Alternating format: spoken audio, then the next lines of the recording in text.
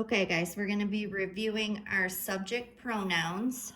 So, subject pronouns in English, these are pronouns that we use in place of people's names, but we have to be able to use it as a subject in a sentence. So, for example, we have I, but we also know that me is a pronoun, but I can't use me as a subject in a sentence. Me go to the store, I can't say that. I have to say I go to the store.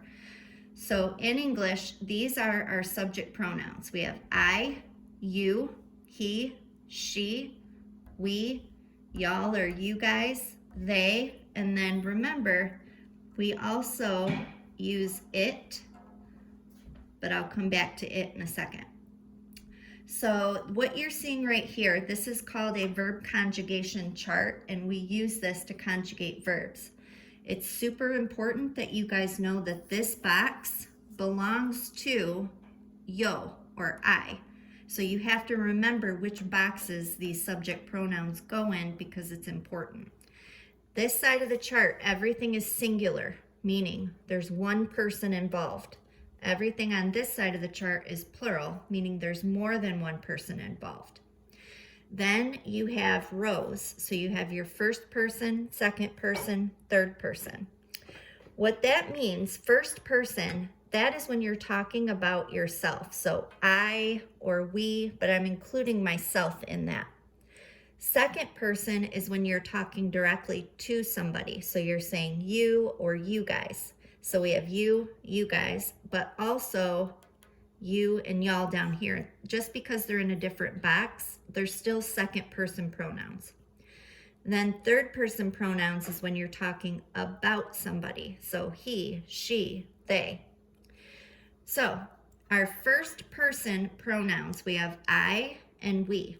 So in Spanish, I is yo. This is the yo box. So when we start conjugating verbs, you have to remember that this is the yo box. Okay?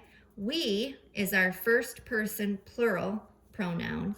We actually have two ways to say we. We have nosotros and nosotras. Only difference between these two is nosotras means we, but all girls. Okay? So boys, you would never, ever, ever use nosotras because you are a boy and you're always including yourself. Second person is when we're talking directly to somebody. So we have you, we have tú, and usted. Remember the difference between these two yous is tú is informal. So if you're talking to your friends, family members, somebody that you have a good relationship with, you could use tú. If you're talking to a stranger or your boss or the police officer, you want to be respectful, we're going to use usted because that shows respect. Then you guys or you all, we have vosotros and vosotras. This would be you all, but all girls. Now, this we only use in Spain, so you don't really need to pay too much attention to that. What we're going to be using to say you guys or you all is ustedes. That's what everybody else uses throughout the world. Only in Spain do they have two ways to say you guys, and then this would be informal, this would be formal.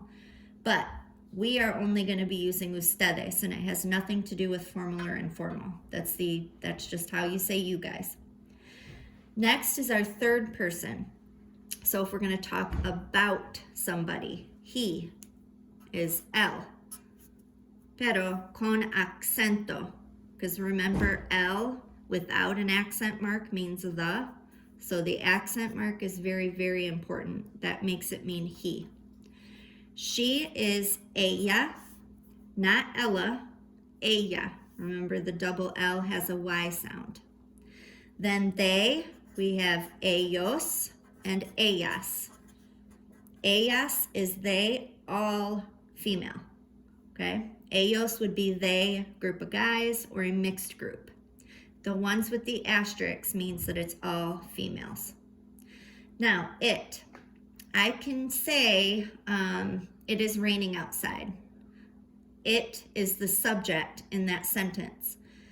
Now, there's no direct translation for the subject pronoun it, okay? They just don't have a word for it. When we start conjugating verbs, though, remember that it will get conjugated here if it's singular, here if it's plural. Okay, but there's no direct translation for the subject pronoun it. There just is not a word for it in the Spanish language. All right, that wraps up subject pronouns. Take it easy.